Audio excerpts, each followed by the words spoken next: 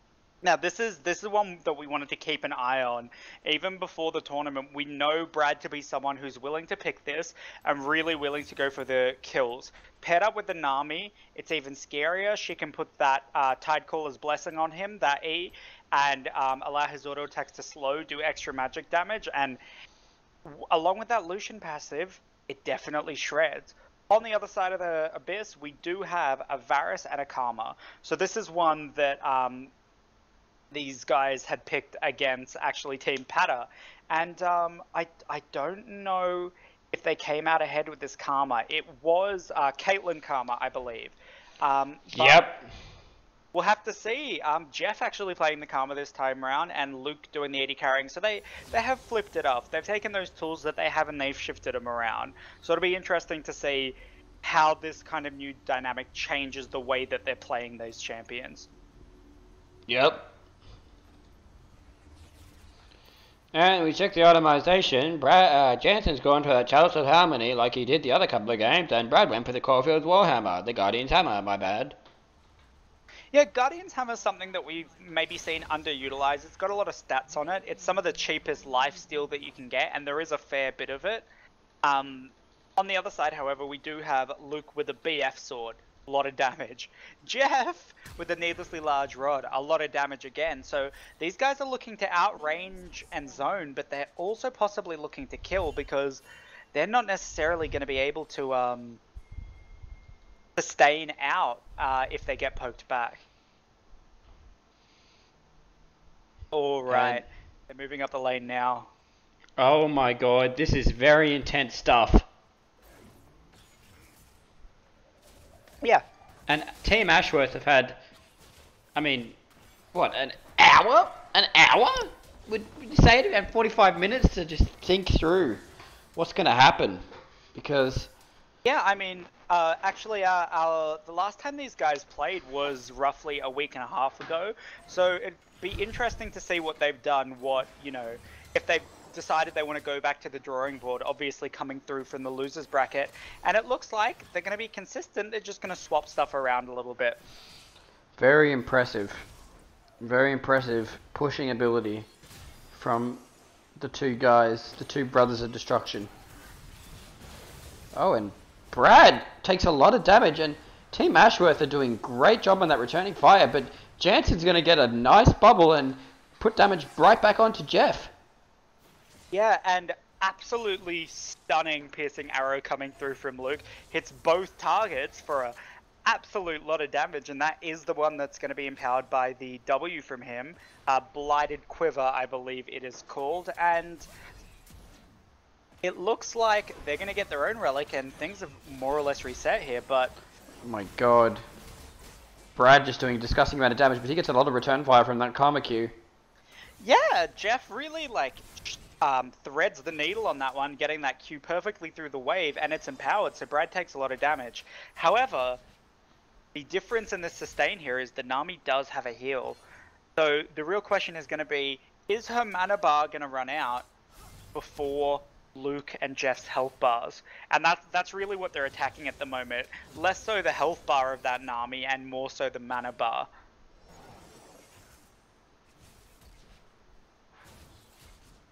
And Brad receiving more damage, and Luke is just playing incredibly, honestly. Yeah, Brad really pinned himself to the wall there, not giving him much room to move away from that arrow, but Jansen's going in. Fuck yeah. And Jansen showing a bit of confidence straight out of the gate.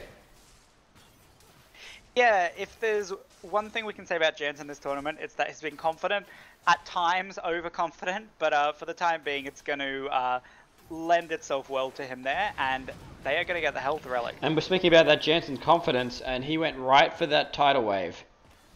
Possibly an overreach here. I mean, again, that mana bar is a really big factor in this matchup, and that ultimate isn't cheap. I believe it's 120 mana, 100 to 120 mana, and yeah, he's going to be a bit lower on mana, might have to back off a little bit. Luckily, he doesn't need to get too many heals down, as Brad is quite healthy.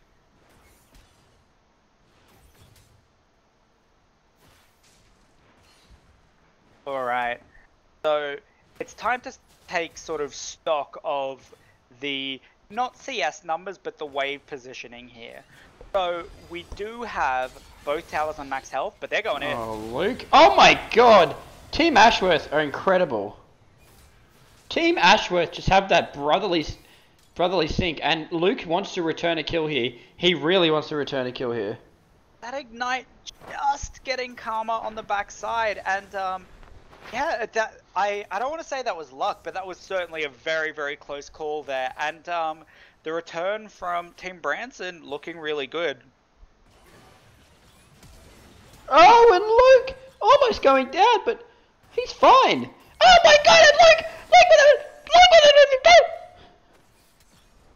Yeah, Luke's going to be happy to trade flashes there. He would rather not have to have wasted that E, but he does get the heal out, and it does seem he's going to be able to go back for a little bit of mana here. Possibly getting both relics, and that is going to be very good news for him. Brad managing to relentless pursuit out of that one, and Branson going to be able to get their own health relics. Alright, now the ball really is, despite being a full kill down, the ball really is in the court of Team Ashworth right now. These Qs coming out from the Varus are dangerous, especially, as we've said, with Jansen's mana bar looking lower and lower. Brad showing a lot of respect to Luke and just aiming every time he charges that Q. And Jansen going in again, he misses another tidal wave. Jansen Allegal. Oh my god! Luke Ashworth! Luke Ashworth! He's insane! Luke Ashworth is insane! What a prediction by Luke! This is disgusting play by Luke Ashworth! I'm gonna have a fucking stroke! And he Mad Lifes. You don't have to be a support to Mad Life here. Luke truly playing on that god tier level. And are we sure this guy's not a professional player? Luke Ashworth is just... he is playing out of his mind. Okay, so the flip side of this here, let's collect ourselves. Let's not go too insane. The flip side of this is... whoa. Oh, Jansen's getting low, and this might be it. Oh my god, and they're turning it and they win! Team Ashworth! Team Ashworth are insane. Oh my god. Jeff. Wow. Wow. Up there. So they maybe weren't on the same page at the start of the play, but someone saw a window and someone was able to take that window and turn it into a win. Outstanding play from these guys, and this is only our losers final. We're not even at the grand final yet, so there is more to come. Stay tuned, and we're going to get into game soon, real soon. Yep, and I'm going to have to go to the audience to get their take on what just happened. Audience, did you see that kill that Luke got? Ooh, that was insane. Luke Ashworth is putting on a show, and what are your general thoughts about that game? I'm scared. It was fierce. They're going to have to ban that Varus out. They're going to have to ban that Varus out. What did you guys think about Jansen's Nami? I think he should stick to not Morgana. And great insight from Lachlan Herbert. Channel switched. Incredible stuff from the analyst desk. Yeah, and I do think you make a really good point there. Definitely going to have to look at banning that Varus, or playing it in return. The Varus, I think, winning all of its matches so far at this tournament, and it does seem like it's a real power pick. Maybe not on the Rift, maybe not in competitive play, but here at the BBC, Double Trouble, it's doing great.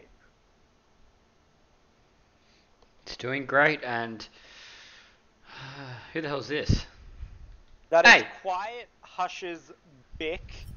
I believe it's pronounced Bick, or B1ch.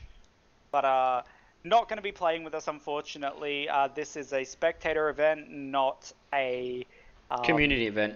Not a community event, that's exactly it. And they're not going to... they look like they're not going to ban out that Varus. I mean, Luke was terrifying on it. They might pick it themselves. I think Brad will pick that up. He likes his Varus. Yeah, is Brad is Brad wanting to play that Varus? I think he is. I definitely agree with you on that one. But the Sivir ban, maybe not quite what we've expected. Maybe a little bit of that research coming through from the Ashworths, but that's going to be off the table, and we'll have to see what happens here. The Karma band as well, definitely going to be a big deal. Means that neither Luke nor Brad can play it. They've both shown themselves very capable of doing it, but definitely going to have to be looking towards something else. And the thing that they're looking towards is Fiddlesticks and is Nautilus. We've seen them win on this before. What do you think of this combination?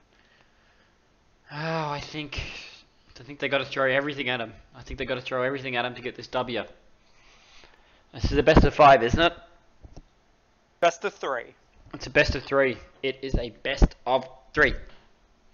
So that's it. So if Branson can't pull out the win here, they're going to be out of the tournament in 3rd place, which is maybe not necessarily where we expected these guys to end up. I mean, Brad winning out at Summer Showdown, and Jansen, you know, he's notorious for being able to clinch that 2nd place every tournament he gets to.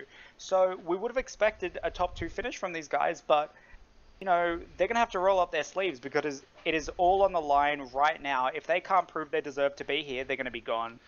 And I've just noticed that it's kind of a Warden game in this bitch, isn't it? Shit. Oh, fucking A.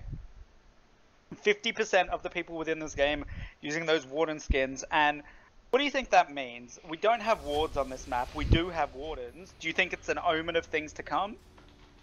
Brad says that he's got problems. He has problems. I don't know what he means by that, but I'm scared. I mean, we can speculate on what sort of problems he has. So, we did hear him during the last set. He was having Jansen perform fellatio on him, so it could be something related to that. You know, Jansen, not necessarily experienced, has been heterosexual for the vast majority of his life, and... Well, this year, really. Yeah, I mean, so many things can go wrong in fellatio. It's not like fisting. No accidents ever happen in fisting, but fellatio, yeah, I think some teeth might have gotten into it, but we'll see if we have to remake this one. Hopefully... I think Brad should come back, and I'm beginning to think that, I mean, we heard Brad before the game. He said he was clenching his stomach tightly. He ate, what did he eat? Mexican for dinner, he said. And, you know, Brad not known to keep his bowels in check and to keep his stool inside him. So okay. Oh yeah, it seems like Brad's back. He must have used the portable toilet underneath him. And Luke goes straight in. This is genius by the Ashworths. They've got so much upfront damage, and they've got that silence bouncing off the duo in Branson. So I just think that was a great play by Team Ashworth. Get that damage out of the gate.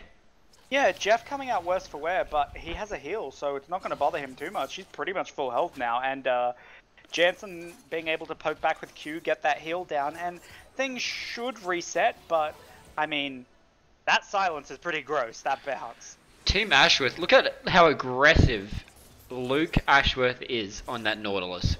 He doesn't want an opening for them. He doesn't want those feathers to set up behind him, and they can snipe the Fiddlesticks. He just doesn't want that to happen, so he's going in at every opportunity. Yeah, and we've spoken a lot about being on the same page, the synergy between the players, and, you know, Luke's playing really far forwards. Jeff doesn't necessarily need to be right on top of those plays, because Fiddlesticks has such insane range to begin with, and Luke's tanky enough. He can wait for Jeff to turn up. He can get in there, he can get his CC down, and Jeff is going to be able to get that poke, especially that E off the backside. So it's looking like it's working out for them so far. They do have an extra health relic up. Whether they decide they want to take that now, it looks like they will. Brad's going to get his, Jeff's going to get his mana topped up a little bit, and everyone's looking healthy, but may not continue to be the case if Luke has his way. Big wave on the side of Branson though, so he might be overreaching if he tries for something here. They need to just clear out the wave, they need to let it crash into their tower, and they need to start looking for something. Maybe they can bait Branson into taking some tower aggro, we'll have to see. We'll have to see that. And it's going to go up the lane to where the fight is, and things Things are panned out. It's kind of slow game now. We're just, you know, that Fiddlesticks is doing a lot of damage, and he's clearing the ways very easily. Yeah, really, at the end of the day, these guys are full health, and they're playing a bit defensively now, clearing out that wave, but it does take one engage. That's all it takes, and, you know, 2 people die, that's the game completely over, and looks forward. He's not scared of these feathers right now. Luke just showing no fear. Luke is showing no fear in this matchup. Yeah, and they have to be respectful of him. They sort of even waste their health relic there because they don't want... Oh, and I think that should have connected. I think that should have connected Luke going for that pull. And Branson know that they have to go in, and they've missed their opportunity. As Jansen gets feared by an excellent fear by Jeff. And that's it. That's the Ricard nerf right there. He ults out, he tries to go back in with that W, but it's just too slow. Can't pull those fancy plays anymore. And you have to Jansen wonder if that was the plan. And Jansen is just pissing us off. He's pissing us off tonight. He has made me irrationally angry. I am furious. You see Brad fighting for his life, fighting for his spot in the finals. And Jansen just wants to throw it away. He wants to toss away the opportunity. And I am disgusted with Jansen right now. Certainly Brad, playing this aggressively, being fairly safe. He's got that ult at the moment, and he's just moving forward. He's getting the poke in where he can. Jansen, not so much. Unfortunately getting caught a little bit as my game completely crashes. I will be back in a second, but Callum, it's up to you, bud. Okay, onto the and the game isn't really going anywhere, you know. We're just seeing Luke's just looking for that opportunity to go in, but Branson aren't giving it to him because Branson know that if Luke gets in there, he's gonna eat their ass up. Okay, well, let's take stock of the sustain that these guys have as I am back in the game. So many pots up on both sides. Luke not having any. That's going to be a big deal. If he fails one of these engages and takes poke back, as he does there, if he gets lower, it is going to start becoming a problem. But these guys really, really looking for that window. They're trying to find something, and it's just not happening. Oh my god! They're going in and so much damage, but they're gonna turn it! They're gonna turn it, but it doesn't matter because Jeff just does so much damage and he heals so much that they just can't get any damage off on him. Wow. Sheer force of Zyra Khan, that extra shield range, that extra little bit of everything, just getting Jansen over the line there. And Jeff not going to quite be able to get that last E off, but he does get a bounce there, and Jansen's not healthy anymore. And they're going in again, and Branson take down Jeff, and that's going to be a kill onto Luke. And Luke flash hooks, smart play by Luke. Luke is just so clutch in these 1v1s. Okay. The thing is that we have to remember, Luke does save the game there, but that flash is not going to be up for the next fight. And oh my goodness, he's looking for something already. And Luke is, I don't think they want to go too far in this. Luke can fuck him up. Yeah, Luke's sort of playing with the edge of life and death, saying, I'm not scared of you, even if I'm low. Oh, they're going in, and Jansen throwing the lead, and he's still alive. There's 2-0. The game is tied up. Brad manages to... Oh my god, they return it. It's so unfortunate that was the second kill. Brad just manages to salvage that one, just taking Luke out there, and unfortunate, but a very close one. I mean, Luke really trying to put the fancy footwork on there, and it just isn't enough with the well-timed flash from Brad. And we're at 1-1 yet again.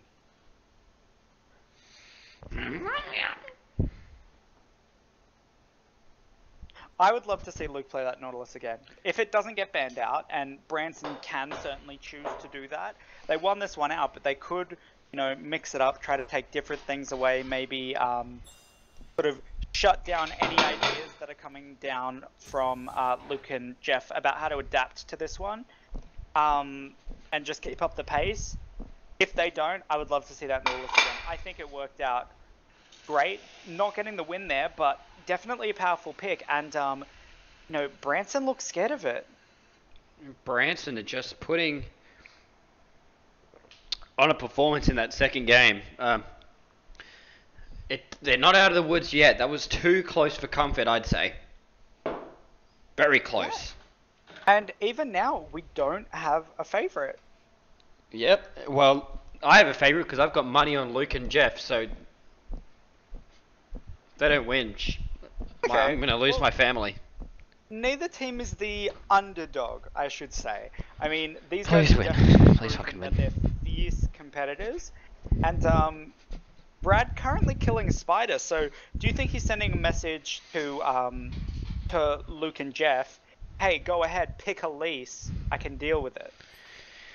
Well, we know Jeff was called the Spider in college because he was just so athletic and he was able to really bind his enemies up in a metaphorical web. So, maybe that was a little nod towards Jeff, because it's well known that Jeff he's called the Spider. Yeah, I mean, not to be insensitive, but I actually did think that nickname was referring to his 8 legs, the extra limbs that had been growing out of him since he was a child. But, I mean, certainly there's a lot of different reasons that he can be the Spider, and yeah, definitely some significance behind Brad's BM here. Yeah, a lot of significance. And Luke Ashworth, we've got to talk about him, because even when they were up against the wall, even when they were diving him at a turret, Luke Ashworth managed to pull it out. He managed to pull it all out. He managed to pull it out just before he blew his load. Yeah, Luke, you managed to do it, didn't you, mate? Yeah, yeah. Yeah, but as we see, the pull-out method not always effective. Not always effective, nah. Nah, it's not always effective. It can always leak in. Yeah. Yeah, and Branson just leaking in there, just a little bit was all they needed, and, it seems that Jeff and Luke got pretty fucked on that one. They're ready to start the game. Luke Ashworth, it's up to him. I don't know what they're planning, but Luke is refusing to start the game. Luke is refusing to start this game. I don't know what is he thinking. Probably that. There it is. There's our first ban. Morgana again. Oh God, why would you ban that, Luke? You know that Jansen sucks at Morg. You know that. Jansen not necessarily showing a fantastic, flawless performance on any champion thus far. The Morgana, not the worst of his picks, and it might be that Luke and Brad are looking towards that Nautilus again. Morgana, a great counter that, and there you go. It doesn't look like it's going to be banned out. There's the fiddle band. That's what I was looking for. That's what I was looking for Brad. They silence all critics. Okay, now, keep in mind, the Karma is up now. They banned out the Karma as their second ban last game. Now they've changed it to the Fiddlesticks. Do you think that Jeff and Luke are going to be looking towards Karma and Nautilus? I think Jeff and Luke right now, they're looking towards Caitlyn and an unpicked champion. Okay. I mean, Caitlyn having sort of mixed results for them, more positive than negative though. Definitely something that they can pick through again. It is Luke hovering it this time though, so different player playing it. Again, they're shuffling around their strengths and really digging deep and trying to find something. We'll have to see if they opt for maybe that Karma again though. Yeah, they are. They're going Karma Caitlyn. Okay. They're going Karma Caitlyn. Coming down. Yeah. Brad and Jansen in the possible last game of their tournament run are playing Callista and Zyra. So Zyra, again, we've seen it, but this Callista is brand new. And what do you think of this Callista pick? Because this is something that Brad loves. We know he loves it, but he hasn't pulled it out yet. What do I think about that Callista pick? I would love to know what you think about that Callista pick. I think based on this pick, we have gone wrong as a society. Oh God. I'm really sorry to hear that. I think based on this pick, I think the world has just gotten a little bit darker. What a stupid pick from Brad, whatever his last name is. It's not hard, I'll tell you that much. Bradley Brains. Bradley Brains. We've thought about it. We've seen him develop as a player throughout this tournament. And it's just unfortunate that the prosperity of, you know, future generations was cut down so cruelly by him picking this. I really do think that as a society, which of course is what we live in, we are poorer for having seen this happen. I think Brad has shown a level of disrespect towards this tournament by picking Kalista. And Lachlan has just informed me that his last name is Daha. Daha? Maybe he is Brad Hart. And Jeff, autoing out of the brush there, he fucked it up for his team. And I just don't know about this Kalista pick. I mean, I do know about it. I think it's fucking retarded. Well, it seems to be working so far. I mean, it's hard to sort of, it's hard to knock it at this stage in the game. You know, Caitlyn having great range, but those Qs that are coming through, and the Rens that are happening onto Luke through these minions are starting to hurt. He does have that fleet footwork, so all is not lost. He has enough sustain that he doesn't need to worry too much, and he will chug that pop, but that's something that he no longer has, and will they go for this health relic? Yeah. Jeff doesn't get it, and he takes poke. Oh my god. So unfortunate. Jeff. And I reckon in the chat right now, Luke is screaming at Jeff because, honestly, even I have no clue what Jeff is doing. Oh, and nice damage from Luke coming out there on that Q. You know, that Q's coming pretty important for Luke because not only has he managed to heal up, but they've come out on top and on this very extended trade. So Jeff has a lot of health pots here. He's not chugging one just yet. He's going to be able to shield Luke from some of that poke damage, and ultimately Luke and Jeff have the poke, but Jeff is a little bit too far back from being able to put that down. The plants are scary in his defense, but those will be down for the time being.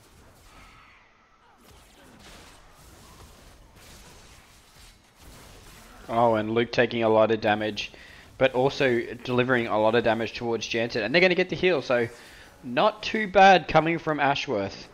Yeah, Jeff the real MVP in that situation. That shield on Luke really saving him from a lot of that damage. And, you know, we see the sixes pop. We have to start wondering, are Brad and Jansen looking to go in? Because Karma's level 6, not that powerful. Caitlyn's not that powerful. Devastating amount of damage, and Luke is down. Luke is down. That plant finished him off. That is huge.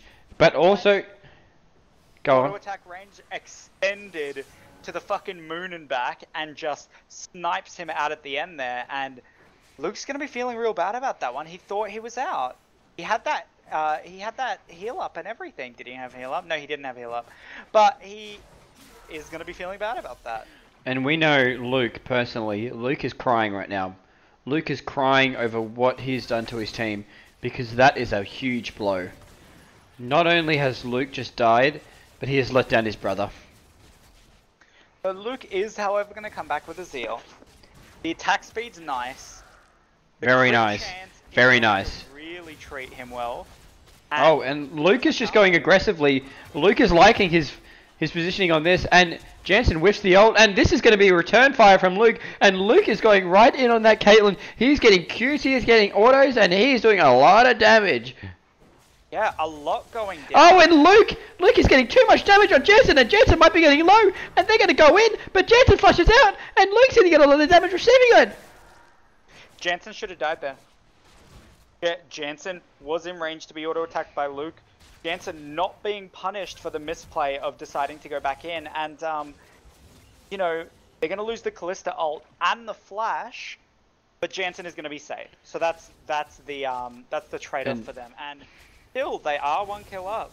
And Jansen, he's shown moments of brilliance in this game, but he's still suffering from his mistakes earlier. I think they've gotten to his head, and if he makes it out of this game, which is the deciding game, I mean, what's going to happen against Team Edland? They're a team that can punish the opposition if they make a mistake, and Jansen's been making a lot of them. Yeah, and keep in mind, these guys are going to be coming out of the losers bracket, even if they do win here. So they're going to have to beat Team Edlin in 2 best-of-3s to take out the win in this tournament. First sending them to the losers bracket, and then knocking them out of the tournament. So they're going to have to show consistency and resilience, and, you know, not necessarily showing that resilience so far. And we know Team Ashworth, they play by the fundamentals. They're playing, you know, look at their items. They haven't gone really anything too special. They've just gone for raw damage. They know that they have the mechanical prowess to outplay Team Branson at a moment's notice. And so far, they are doing okay. Yeah, unfortunately going to be too low and too sort of out of position in relation to their wave to contest that health relic. But all Team Branson needs is 1 more kill, and Jansen's ult is pretty much up. And Jansen is just stalking his prey. He's looking for an opportunity to go in, because Jansen Allegau is, you know, you can say a lot about Jansen, about his play tonight especially, but in the clutch, he turns up. He turns up every time. And I think Brad went in intentionally there. And Jansen just stuttering on his abilities, that's going to be huge. Yeah, not quite feeling confident enough to throw that. And Confident enough to take that risk. right now, what we're looking at is, we're looking at Team Ashworth against the wall, and I think they're just going to have to wait until Team Branson makes a mistake if they do. Because at this point in time, they aren't going to win this. Yeah, they're praying for that health relic tap. Brad does have his ult, so Jansen could move in here, be really aggressive, and just... Oh, and Luke's going to get popped. Oh my god, lucky stuff from Team Ashworth. And that health relic came up just in the nick of time. And they're going to have to put some returning damage back on. And Luke is getting very, very cocky with his positioning. And they're going to have to go for this health relic. They need to get this heal too. And Luke misses out. Devastating stuff. Just by a hair there. So, it looks like Team Branson not quite willing to pull the trigger yet. They have all their tools up, but they don't need to. They can wait for this tower, and it really is going to be on... Oh, they're going in, and that's not enough from Team Branson. That was huge. 2 flashes used, and Jansen misses the ult. Devastating stuff for Team Branson. That's going to be huge. Brad taking tower shots there. Oh, and Brad flashes. Brad flashes forward to get that kill, and Luke's doing some return damage. Things have evened up here. Yeah, a good idea, but executed not quite right. Just slightly not enough damage, and they might have to start looking at this tower again. They've tried it, their cooldowns are down, and they're going to back off for these health relics. You know, maybe not the best idea to go for that when they had such a clear advantage on the tower objective. And, you know, Luke, Team Ashworth, they've lost a kill, and they're such low HP that they're going to have to push up this lane and get that health relic and hope that Team Branson do not get on their ass soon. Because if they do, it's over. Alright, this is it. This is the fight. Let's see. This has to be it. And Luke getting some nice damage on Brad. And Brad is in a bad spot right now because the CS rule has been thrown out the window. And it's not going to do it. And they almost miss out on the CS, and Luke uses his Q. Oh my god, and Brad's got it. Brad has got this. And oh my god, Team Ashworth. Oh, it's done. It's done. Team Ashworth have been knocked. Are currently in 3rd position. And we're moving on to the final game. Yeah, so our first set of grand finals is going to be underway. And you know what? Even though they did come 3rd, really the closest set that we've seen yet, and a great effort from Team Ashworth, who's going to be going home with that 3rd place and a couple of BBC points to sort of ease the pain. And we know here we love BBC. I live We do. for BBC. We really But do. I'm going to go into the audience. I'm going to get some thoughts on that game. Let's go in. Channel Jensen, switched. dude, he's just sitting here, nothing to do. And I'm just like, help me. So we just got out of our loser bracket game, and Team Branson going up against Team Ashworth. It was an intense final, and what do you have to say about that, Team Ashworth? Give me 2v1. Team Ashworth, what do you have to say about that defeat? Ran away. Look, as far as our performance goes, this whole series, like we struggled, but we brought out at least one win every game, and that's all that counts. And that's all that counts. And I respect that. and mean, may I it add was to good some? foot. May I add to something there? You also got a sense of kinship with your brother, Jeff. So that's all that matters here. And like I would say on the opposite end that Brad and Jansen have really developed a relationship over this tournament, and that's also something that really matters. We'll be going to Craig's. Yeah, That was an amazing to be honest. Alright, we'll be going to a Coke Zero ad break, and let's go into it. Okay. Yo, I know where it is, Get but outta I here. just can't get to it. Sound muted. Channel switched.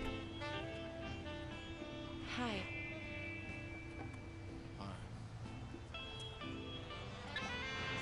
So, how have you been?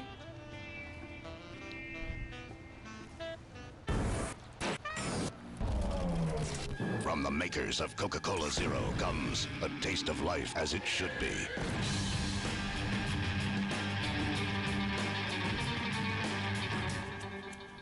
Baby, whipped cream or chocolate sauce? Both. The fuck? A fucking advert is this, nigga? Shit. You know me. I'm an Fucking retarded, man. Great taste, zero sugar, as it should be. Okay, yeah, we're moving into the finals. Sound resumed. Alright, we are on deck in the finals, and, you know, Team Branson just coming off a victory against Team Ashworth. What is their mind? Are they tired? Do they need a refresh? Do they need to sit? They didn't have time to sit back and consider their picks. So, what are they thinking going into this game? Well, they're really having to play off this momentum now. You know, they're tired. They've had to play more matches They're than exhausted. Edwin has coming through that losers bracket, and they're really running off fumes right now. They have to Oh, build me this too. momentum. They have to really, really dig deep for this one. Edlin had time to talk, had time to see Branson dig down the bottom of the barrel to take out Team Ashworth, and Indeed, yes. yeah, it's definitely on Team Edlin to win this one. I mean, definitely coming out of the losers bracket, you do have to win twice, so that is going to be difficult to begin with. But we'll see how we go, as Brad already going to be hovering a couple of picks, looking towards this Sivir, looking towards this Ash, couple of utility AD carry picks, but still sticking very firmly with those marksmen. And we know Jansen. Jansen really, you know, Jansen. We know him as a man that likes to be in embarrassing situations. He's what do they call it? He likes to be hurt. He's a masochist. He just loves to. He's you know, that's got to be a thought going forward. Is that does Jansen really want to win this? Yeah, I mean, we've heard it before. They've called Jansen a cuck. They've said that he likes to be stepped on, you know, blindfolded, hot wax dripped on him. They've said a lot of things. But All it's of really that is gonna be true. up I to can him to develop. I prove can. them wrong. Yep. Yeah, I can definitely back those up as true. But yeah, they're just rumors. So Yeah. Yeah, we have no way of verifying that, and I mean, in a court of law, we probably wouldn't be able to prove them. So, it is still on Jansen to prove they're not true, though, as he locks in again the Zyra, and we have Varus coming through from Brad. 100% win rate on this champion in this tournament, and it looks like a Zyra vs Zyra yet again. And wow, just wow. What a matchup we have here. Zyra Misfortune versus Zyra Varus. I mean, can this get any more down to the wire? I want to know. Can this get any more down to the wire? That's what I want to know right now. Yeah, probably could. Fair enough. I mean, we have a potential 6 games on our hands here. If this goes down to the wire, that's going to be a full 2 sets of best of 3s. And I mean, this tournament, everything's been coming in doubles. It is double trouble, so that may be where we end up by the end of the night. And as they stroll out to the Rift, both these teams eyeing off that $1 million prize. I mean, it's 32 BBC points. Which roughly translates to $1 million. Oh, I mean yeah. You mean Australian dollars? Yeah, of course. Yeah. So really, that's what's going through their mind. They have to be cautious to not give in to the temptation. They have to play this smoothly. They have to play this smart. They have to play this slowly. They have to look for opportunities to go in. They have to look for the damage to lay down. And if they don't, that $1 million is just going to, or the however many BBC points are going to slip through their hands. Yeah, I mean, this is one of the grandest stages of them all. Perhaps the only grandest stage being those finals before the Carrie Altinger Awards. But luckily for us this game, we have 2 different skins on the Zyras. We can tell what's going on. The players are going to be able to tell what's going on. And it's really going to come down to skill, not cheesy confusion. And as we gaze out onto the Canberra Coke Zero Stadium, Jansen's parents are in attendance, and they're clutching a picture of him. They're just praying that their son makes this finals run, because God knows they want that $1 million. Jansen said he would give them at least 2% of that. Well, that's it. Jansen's certainly needing to use the money to pay for his brother's surgery. So, yes.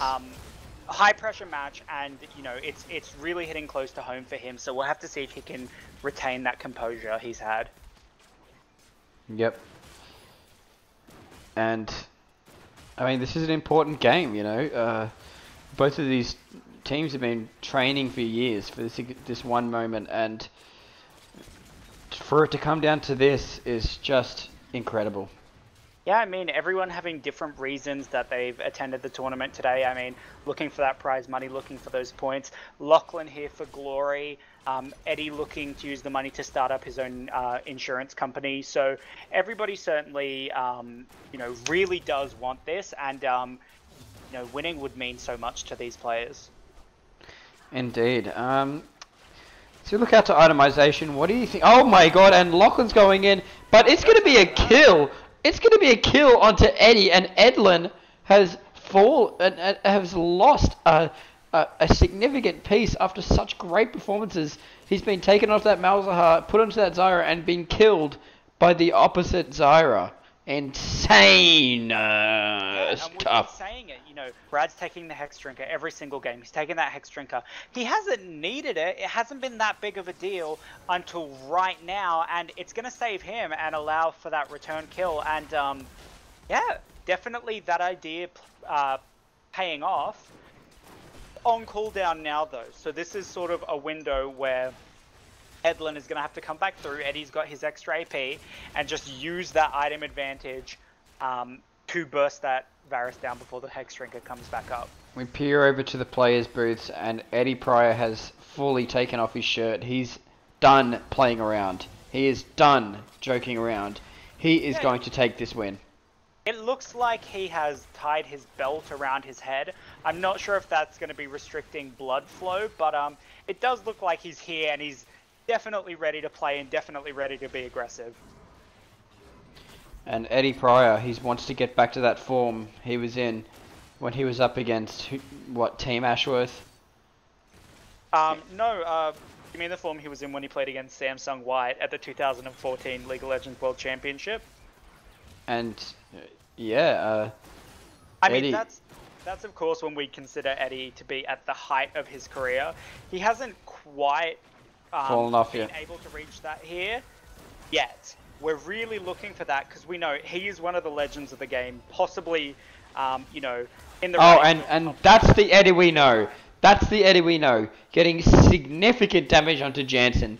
And Jansen, an inexperienced rookie, a great rookie, I'll give him that, but inexperienced, going up against Eddie's veteran mindset. He's been in this situation before. He knows what's on the line, and he knows when to take those opportunities. Yeah, Eddie definitely been playing longer than any of us here. I mean, this guy is the real OG. You know, everyone can say that they've been playing for a long time. We talk about Declan, we talk about all the old gang, we talk about Josh. Jesus, what the fuck was that guy's name? Talk about all the old crew. Eddie is the oldest of all the Gs, and that experience is coming into play here. You know, he's died, but that doesn't mean he's tilted. And Eddie Pryor is just... Eddie Pryor is a man on a mission. Oh my god, and he's looking for an opportunity right now. He wants to kill Brad. He wants Brad dead. And Lachlan is... And they were trash-talking his misfortune, but they did not ban it from him. Yeah, showing a little bit of disrespect there. Lachlan's poke has been very consistent, and he's looking very, very scary on this misfortune. I mean, definitely, like, this game, we have no shields, we have no heals, which is a bit different from the last couple of matches we've seen. And it's really about getting this poke out, and Lachlan's doing a beautiful job of that. And Lachlan Herbert is just a menace on that misfortune, because what can you do against that? Yeah, he's slowly squeezing the life out of them like some sort of life-squeezing guy. Oh my god, and Jansen flashes forward, and it was for good reason. Oh my god, and Jansen goes down, it's one apiece, but Brad is in dire straits right now.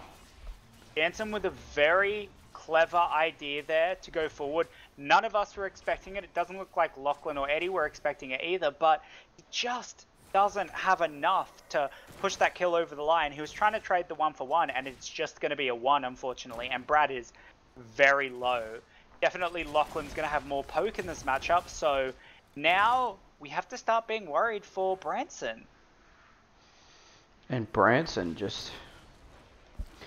I think from now on, I think they've lost the mechanical war, the poke game. What they need to do is to get into Lachlan's head. They need to doubt his racial statistics. They need to doubt his 21andMe, whatever it is, results. They need to get into all chat and tell him he's brown. Yeah, I mean, they definitely need to go in, whether it's with the culturally insensitive comments or just on the engage, you know. They're going to get outpoked if they keep trying. And Jansen's doing so much damage, and that's it for Eddie.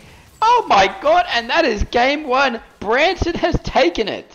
He tries to salvage the situation. He knows he's fucked up, and he just can't turn it around. A great attempt and a close game, but that is going to mark game 1 of our grand final here, and maybe we'll see a bracket reset. This is a very, very strong showing for Branson. Branson, you know, to say their back was against the wall is an understatement. Branson, I mean, they lost a key piece to their squad, and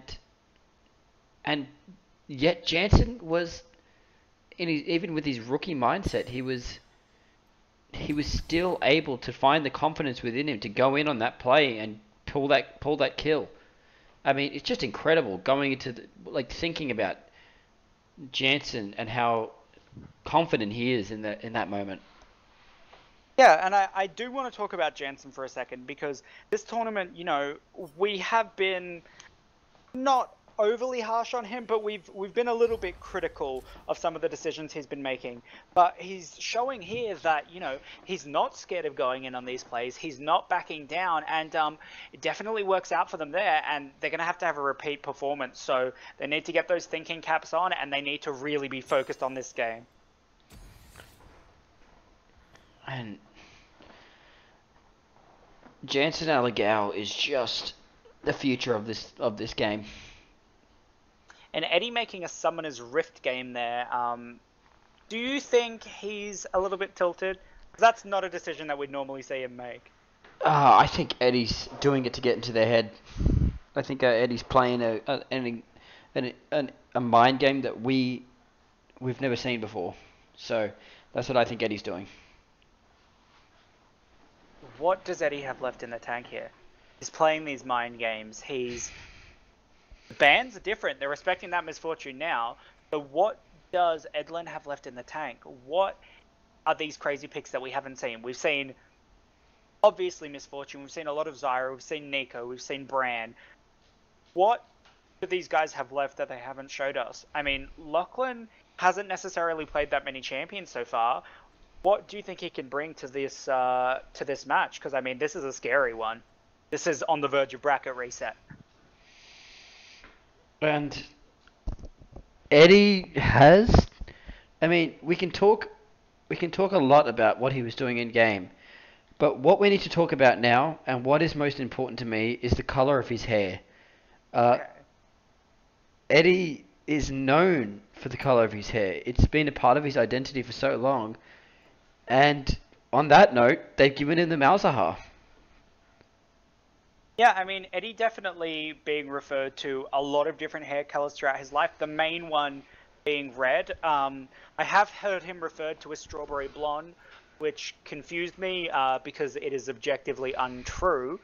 Malzahar, though, definitely being a good pick. I mean, as redheads, as gingers, as they're sometimes called, are a virus, he's going to be inflicting that virus on the minions and hopefully on Team Branson too. And that bears the question: what do you think Lachlan would look like with red hair? I think we should wait until he's sleeping, creep into his room, and dye his hair so that we can find out. Yeah, I think so as well. We're going onto the Abyss right now, and it seems as if we got a Malzahar Syndra combo, which is incredibly strong. They have so much single target damage that every time their ults are up, I think it's just going to be a straight up kill. And I really like that they've maintained this Zarya ban with this setup. They haven't strayed from it at all, because that Syndra, and especially that Malzahar, really going to be able to do a good job of engaging on anyone but Zarya. She, of course, having that invulnerability on her ultimate. Sivir, though, does have the spell shield. Do you think that ability is going to play a big part in this matchup, or do you think maybe like the other game, they're going to be too slow on the trigger with those CC avoiding abilities? I think that, yeah, but more importantly, we've just gotten word that Jansen has pledged to completely rebuild his community in the Philippines if he wins the $1 million here. So great stuff by Jansen. Yeah, Jansen having a fallout with his brother there, and not currently talking to him, so has decided to not pay for his surgery. His parents have left the stadium in disgust at that prospect, but you know, Jansen, obviously a great guy. He's going to be doing great work on rebuilding that community. Yeah, and I just want to say, I don't think his brother shouldn't have gotten that money for the gender reassignment surgery anyways, so good on you, Jansen. Keep it up, mate. And let's look at the items for a second. We've got lost chapters across the board on the blue side. And Sivir, Sivir's huge. And a spell shield.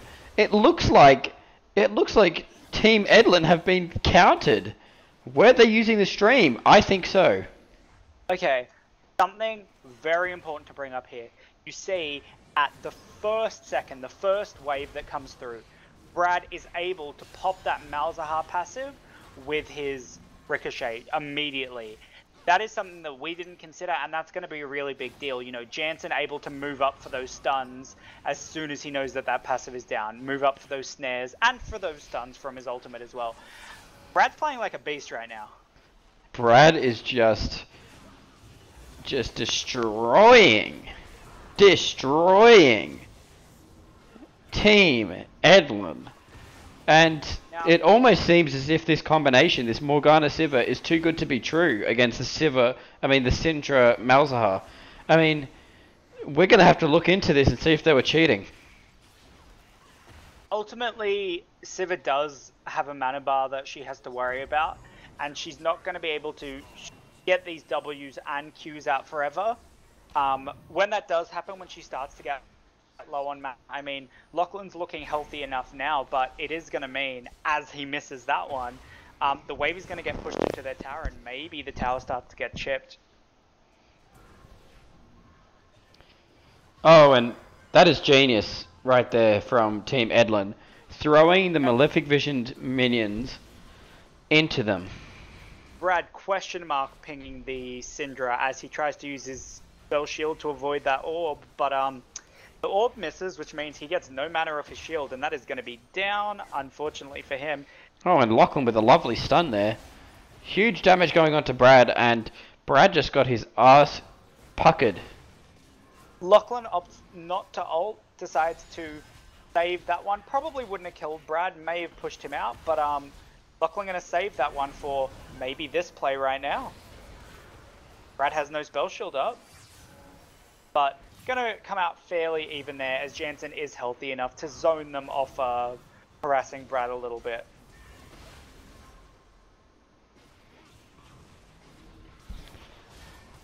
And, you know, this combo of Morgana Sivir, on paper it looks like it should counter them easily, but it's just not doing the work. And that Malefic Visions gets onto Brad, and Brad needs to watch himself, because he is playing like an idiot. Yeah, Brad may be forgetting how scary that Malzahar has been overall throughout the course of the tournament. You know, needs to save his E so that he can get a guaranteed mana back when that Malzahar Malefic Visions moves on to him. Gonna get the poke return, but again, he's not looking too good on that mana bar. Doesn't shy him away from using that mana though. Oh, we just saw a flash. We just saw a flash, and also I saw a flash in real life, because there's a lot of girls coming up to me right now and flashing me, and yeah, it is making it. I don't find it appropriate, and I'm not an object. Yeah, it does make it a bit hard to cast when there are so many women pressing their naked bodies up against the glass of the casting booth. But, you know, we're professionals. We will obviously be able to ignore that and be able to deliver a great product regardless of that. I might sue. Yeah, I will speak to your lawyer about that. Yep. And look at these Malefic Visions. He's going to get a full rotation on those minions, and that is beautiful stuff right there from Eddie Pryor. Eddie Pryor just showing once again why he's an elite specimen in these 2v2 tournaments. And he gets it onto Brad, and Brad, look at Brad. Brad is tilted out of his mind. Yeah, Brad is permanently low in this matchup. You know, doesn't have that sustain from the Nami, doesn't have anything like that this game. No shield from Rakan, and it's going to mean that he's very low. Not really using the tools that he has to great effect. I mean, again, we question Jansen's spell shielding, but this game, we have to question Brad's spell shielding as well.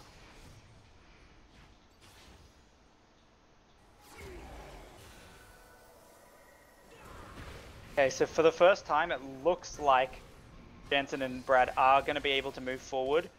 Eddie started stepping perfectly around those abilities from the Morgana, but his passive is down, and those ricochets are hitting him like Dark Winds have been hitting during other games of the tournament. And those bounces have been very, very big. Jansen just moving out of the path of that Malefic Vision. And I would just like to say that I love BBC. And I love BBC points. Oh, and Lachlan got cucked there, and Lachlan's going to go down. Oh, and Eddie's going to go down too. This is a 2-0 for Branson, I believe. This is a 2-0 for Branson. Branson are 2-0. Branson are 2-0. They have one game until they win the entire thing. And no. What? No, they gotta win a set. They've just reset. They've just reset Team Edlin to the loser bracket, and now we start a new best of 3. This is for the championship. Shit!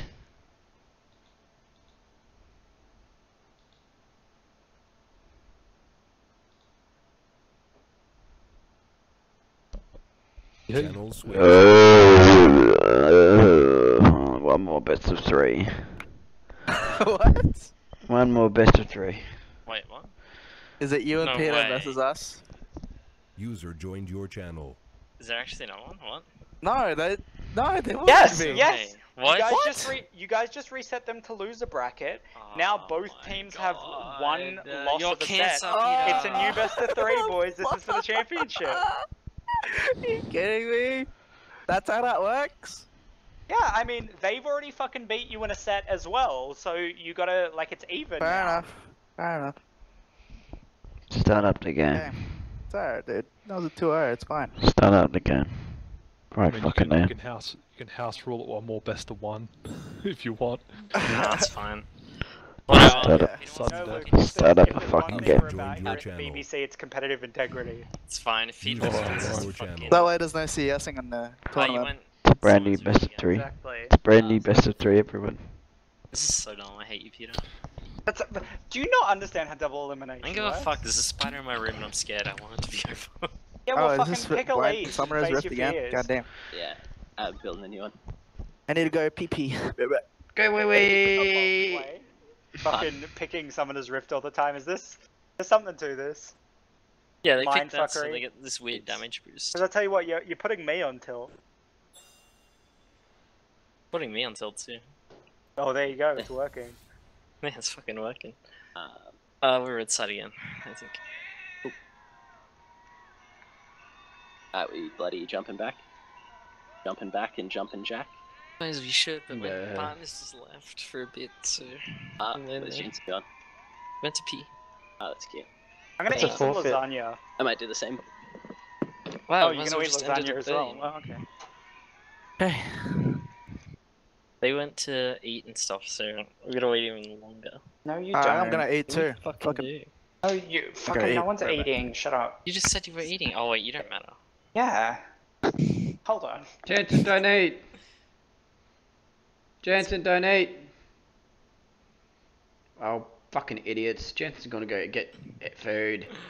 Oh no. That was Peter's fault. Miscommunication. He's trying to eat You food. fucking gave him permission to go, not me. Yeah, well, you're trying to eat food tilting us, so he has to eat now. Can't let my boy starve. I'm gonna make like loud eating and slurping noises on the cast too.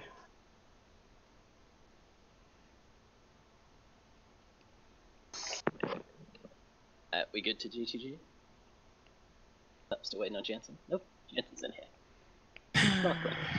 Jensen's He'd better fucking not be.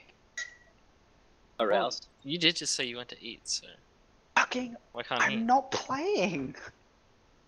I can Well, do whatever the fuck I want. I'm an no, you adult. can't. No, you can't. You get to eat. Everyone gets to eat, Peter.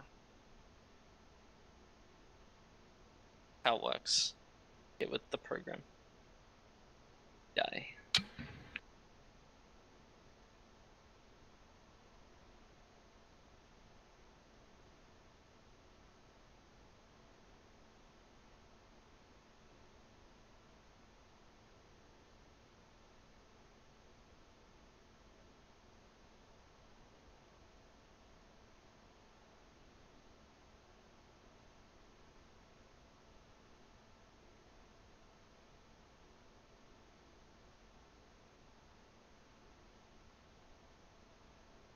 Welcome's on the wrong team.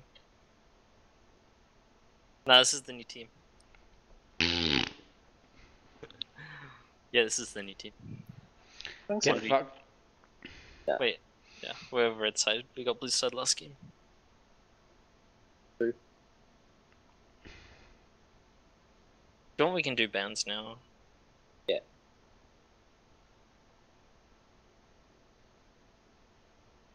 Who bans first? Yeah. I hope, at least I hope we're doing the same bans. I haven't actually asked.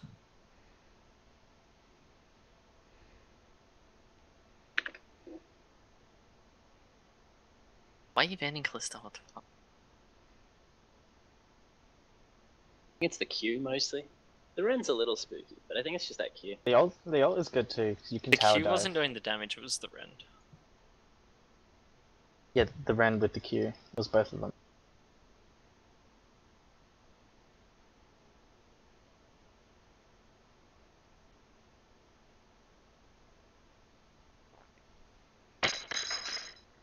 I'm gonna wait to ban my last one. Because you want to talk to your butt buddy about it. I just want to ask him what movie we're watching tonight after this game. I mean, after this game, we have 2 games. At least. After these next 2 games. Fuck, really? This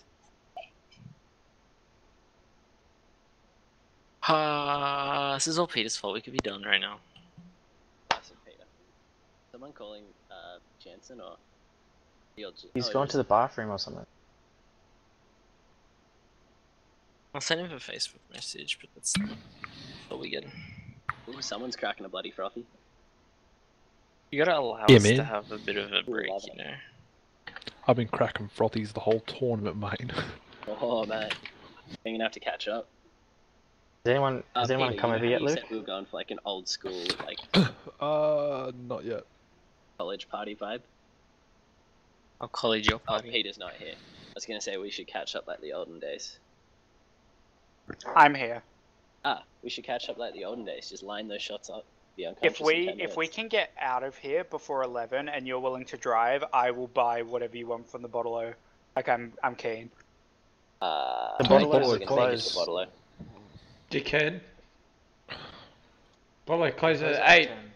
10. I got a pile of whiskey and probably one spirit that's not whiskey I can bring. Plus, I'll bring the cheeky Octomos, and me and Luke can have a swiggeroo. I don't like the taste of alcohol, so I'm gonna bring my weed. Fuck yeah. You don't that's have fine. any weed, you little pussy. What do you mean? I smoke it all the time. You don't smoke shit. Callum, can you not speak to one half of Edlin like that? They're my fucking heroes. Thanks. Pretty sure I Wow. don't. Looks like you're not on the cast anymore for showing so much bias. Yeah, that's biased. What? Fucking Branson are my heroes too. Fuck you. I can have Thanks. multiple heroes. No, you can't. You were forced to say that. Yo, little Donnie. Yo, little Donnie. Donnie. Yo, little Donnie. Don Dom.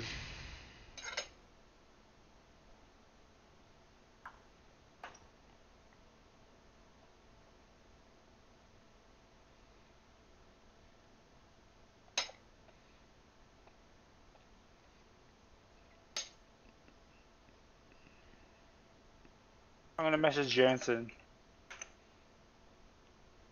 Go, Jensen, hurry up. We need to get this done. Yeah, fucking oath. Oh, whatevs. If we win this, it's game over, right? No. Oh, It- if you win it's the a whole best new- of 3. It's a whole new best of 3. So whoever wins this If we win this best of BO3 is 3, the it's winner. over. Uh-huh. There's at most 3 more games. At most 3 more games.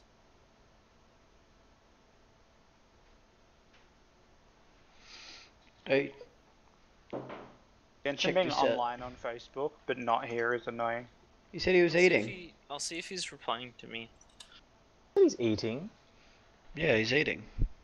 Not online. What would he eat for? He's on mobile 4 minutes ago. Because Peter said he was eating, and then he said, oh, alright, I'll eat too. Fucking stupid. Well, Yo, check Adam, this shit you're out. rude, but I've fucking finished eating completely. Yo, check that shit out, guys. Yeah, but still. For real.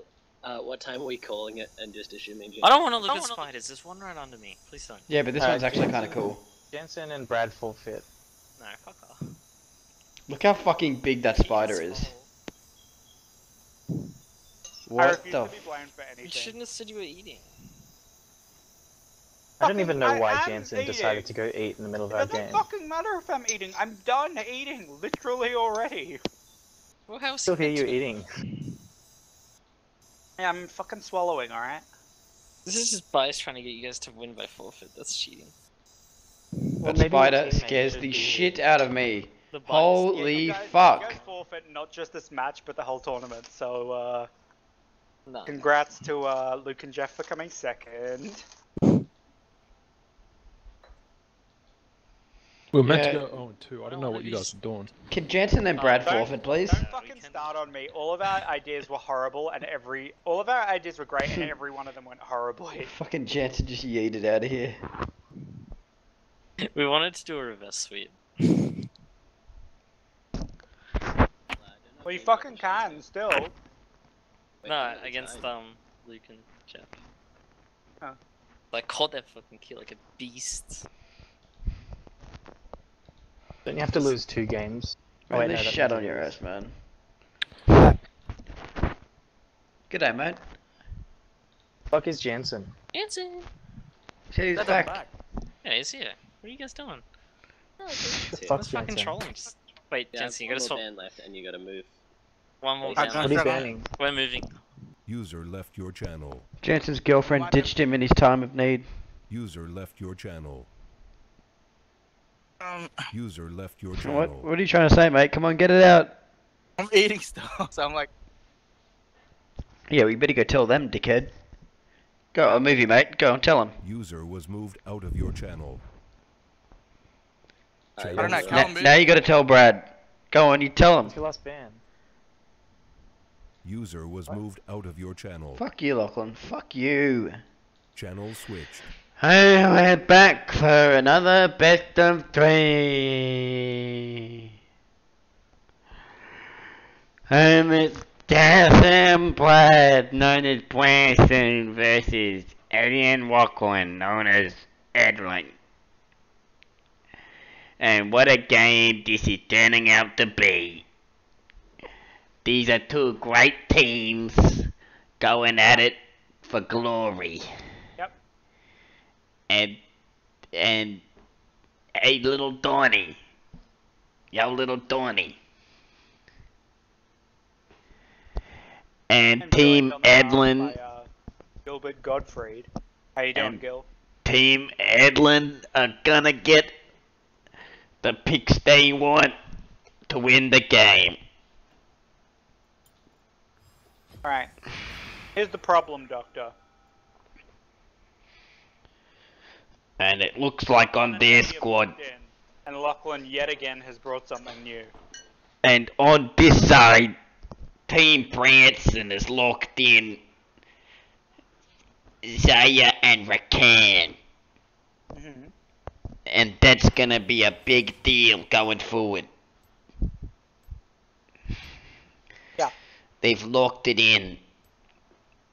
Zaya and Rakan.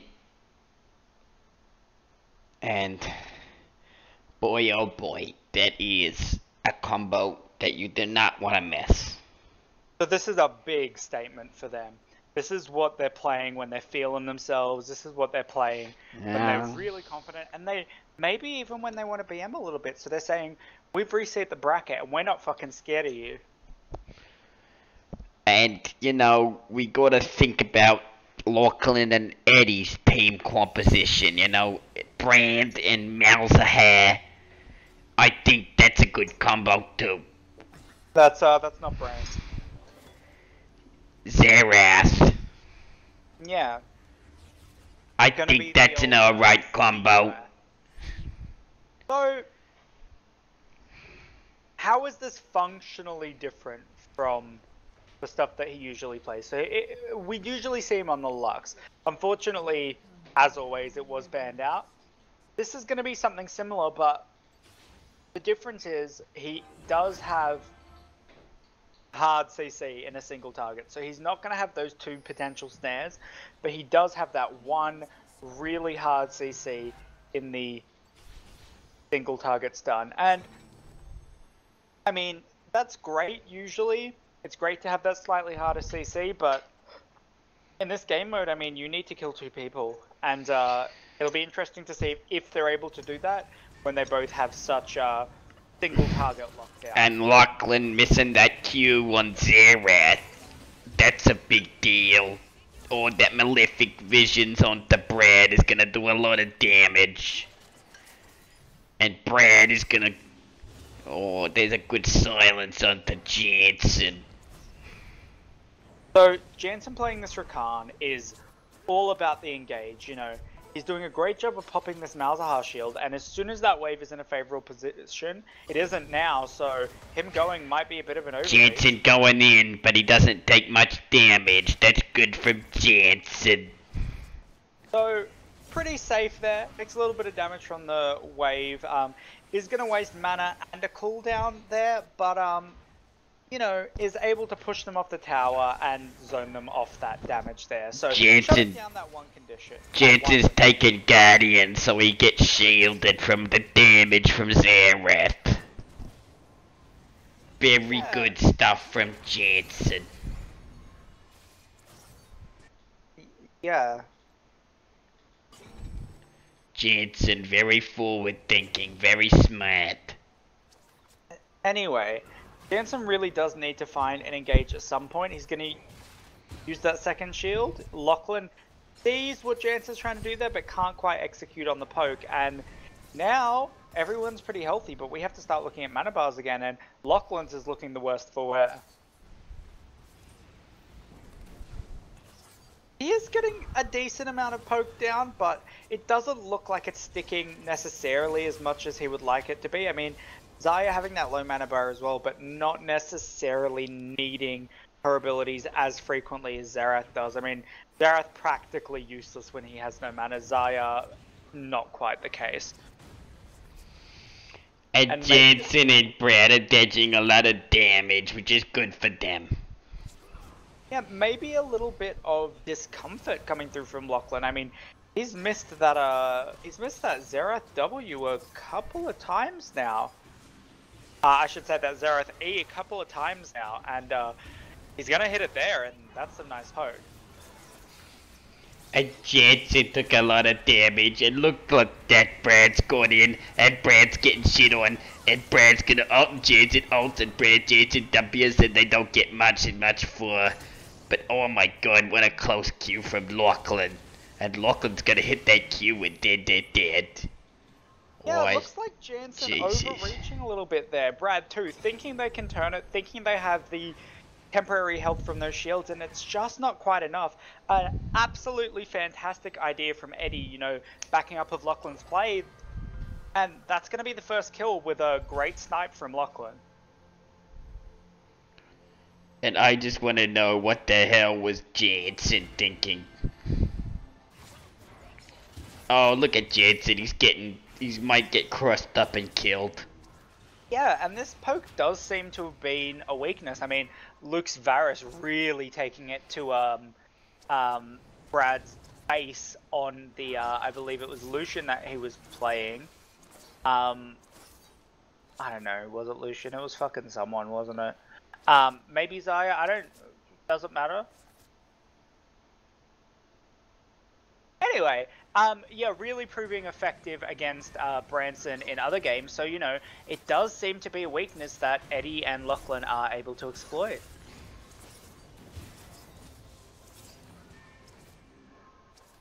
Okay, we've reset a little bit. Let's take stock of what's going on. Brad has gone back. He's opted for Berserker's Greaves. He's opted for a couple of extra pots.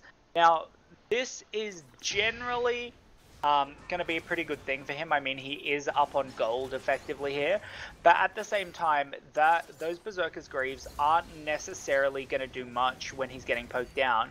Hopefully it'll let him avoid some of the damage, but if he gets engaged on, they aren't going to do that much either. So very aggressive choice from him, and it seems he has a lot of faith in Jansen's engage here, and I guess that is definitely what you want to see in a doubles tournament that's been going on for this much. He still has faith in Jansen, even after all this. Very good from Jansen.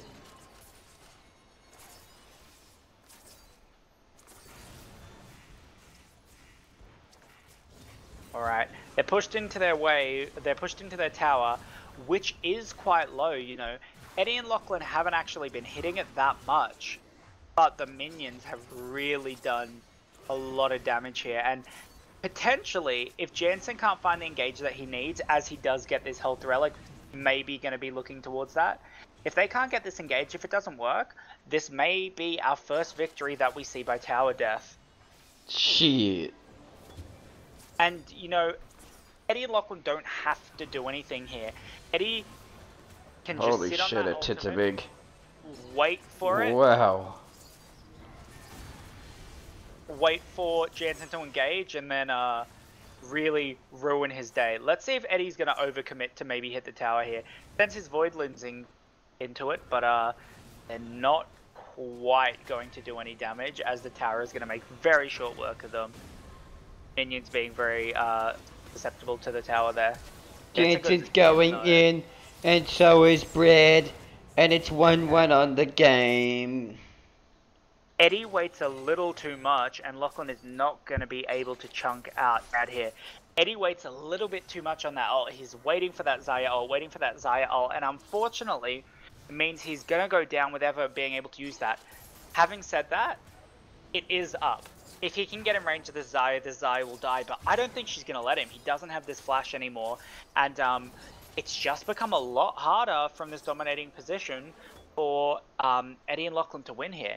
Eddie is going to get to go back. He's finished that Ludens, and I mean, if these stray Malefic Visions weren't doing enough damage and these silences weren't doing enough poke damage, I mean, now that the Ludens here, there's going to be stray magic damage all over Brad's face, and it's going to get messy. And Brad likes it all over his face. Damn. Yeah, I mean, absolutely known for being the kind of person who is into that exact kind of thing. So they're doing a good job of keeping the tower up so far. Again, Eddie does have his ult, and I think this is where they need to force something. Eddie could have hit that tower and killed it, but he doesn't quite get it. He's going to get it now, though, and that is the first tower kill of the game, and they don't even care about that. They want the double win. They want the my victory, and god. they get it. And What a crazy game. boys, it looks like they're starting to finally show some signs of life in this grand final. What a crazy game from Team Edlund. That's it. You can do it.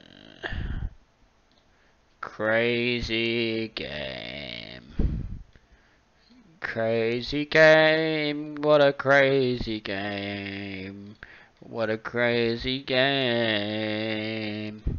What a crazy game from Edlund. How cool was that game? It was awesome. It was really cool. It was really awesome.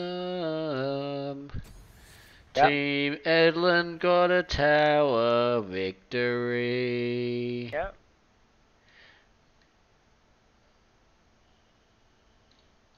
Yeah, they did. Yep. They really did. Team Edlund got a tower victory. And come flying everywhere. Yep, that did happen.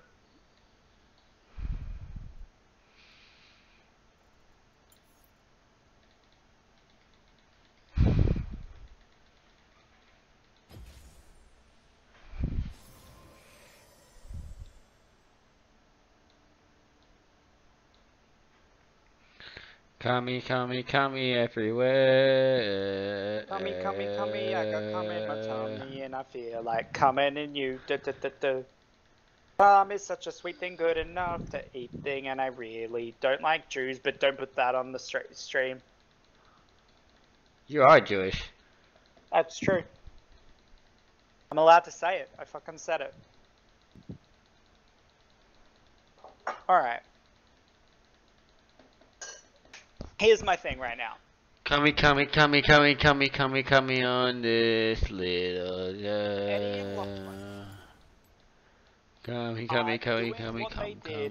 in their last set against Branson, and it is something that costed them. Costed is not a word. It is something that, well, it is. Cost. I think costed. Cost is not a word, idiot. Oh, I meant custard. Sorry, my bad. It costed them the game. So yeah. The thing here is. Yep. And Lachlan have again tried to not change anything up. Brad and Jansen have changed things up completely, and it might be a bit of overconfidence here. This is something that lost them a game before against Branson.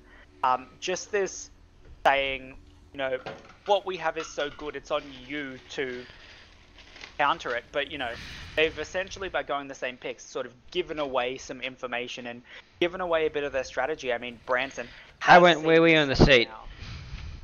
So, Branson has opted for picks that we've not seen them play so far. This is completely off the wall, completely new, and they don't really have a game to burn here. This is their last chance, so this is definitely something that they've been thinking about and definitely something that they have been planning ahead. Ahri and Pyke. Now, Ahri is going to be great against Xerath. She is a hard counter, is going to be able to dodge all his stuff. At the same time, pretty bad into Malzahar. She gets locked up, she can't move, means she doesn't get to use any of her good abilities. Isn't going to be able to hit one of those stray charms onto the Malzahar because of his passive. That's where the Pyke comes in.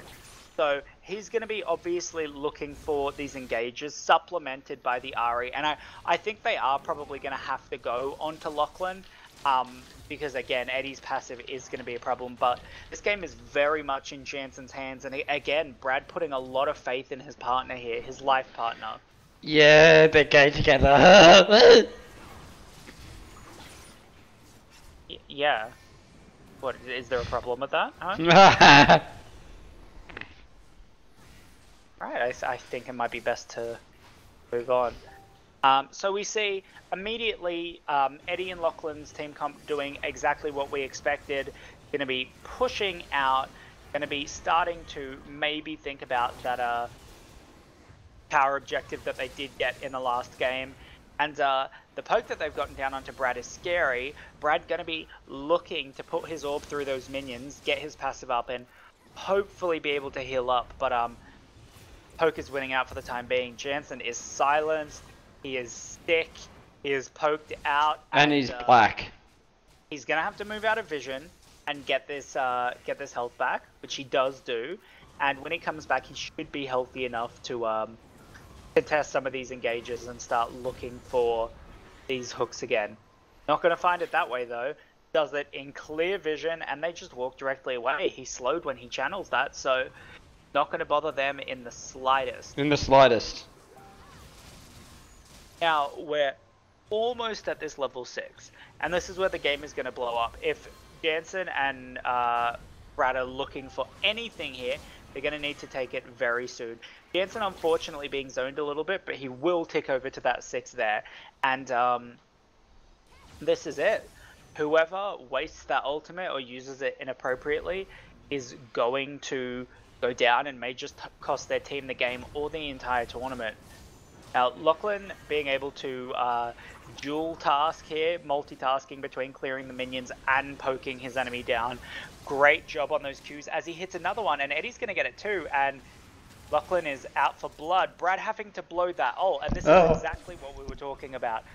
This is a bad look for Branson. They're low, but so is Eddie's mana bar.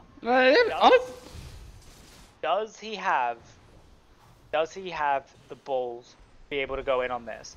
Does he have the eye of the tiger right now, or can he just open up on a Jansen, choosing not to do it? And still having that ult is going to be very beneficial to him. I mean, if the enemy team makes a mistake, it's going to be great, but he does have flash and he does have ult, so I really would be expecting him to go for it at the earliest available opportunity. If he doesn't, it may be a window that closes and isn't available to him anymore, as he's standing quite far back. Not going to get hooked by Jansen, luckily, but only going to get damage from those Voidlings there, not so much from his abilities.